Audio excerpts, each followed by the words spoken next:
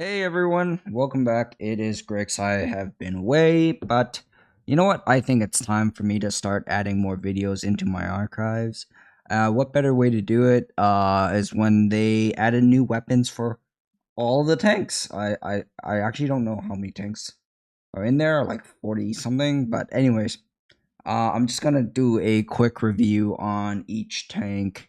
I'll separate it into each individual video so that it can be in my archive playlist and all that stuff. So if there is a specific tank that you guys like, be sure to check it out. I will give you my full kind of assessment, prediction, and analysis of the weapon. But mind you, just to keep this in mind, all the weapons you see here as of right now, it is still going through beta testing, so chances are in the real game, once it is released, it's going to be a little bit different. Maybe, maybe not, whether it be by... Alright, we are near the end. I keep saying that, but it's Desto, so I know it's near the end.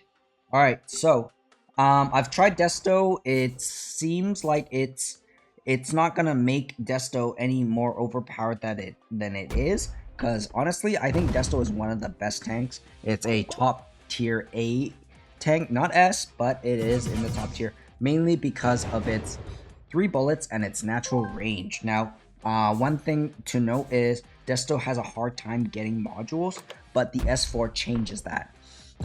Previously, you know, with the module selection, you can only use the high angle 260 and something else, but now you can use you know, the total dig, or like the drop module, the 170 drop, or the total dig, mainly because this weapon is not for you to do damage, but rather for you to bunge, and I really like that. So I'm gonna try and see what I can do.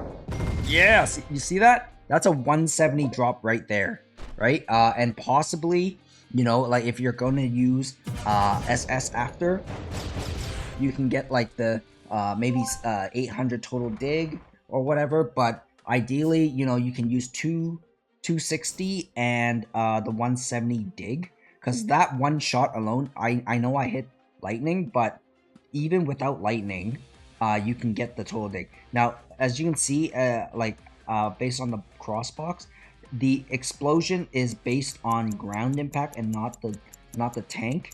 So that's why it is pretty important to understand that it is a digging capability, right? Like, the damage is there. It's not like it's really weak like fucking Bigfoots, but the idea of this weapon is just to dig and not to kill.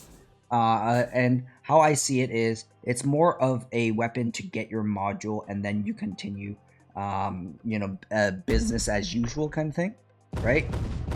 Like, I was able to dig this guy in 3 shots, like from the very top to the bottom. So I'm just gonna keep it really short because honestly, there really isn't much to talk about.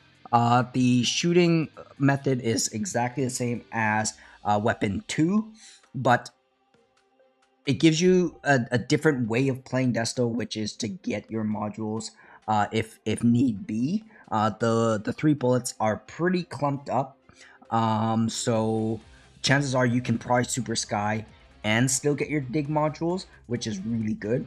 Now, before that, Desto was just a pure damage tank and, you know, SS threat builder, but now it's got even more threat because it can survive that much better. If you have a 170 drop module, you're just basically adding an extra 120, 130 HP to your tank. I really like it. I'm practicing my Desto constantly, and I'm really liking this addition.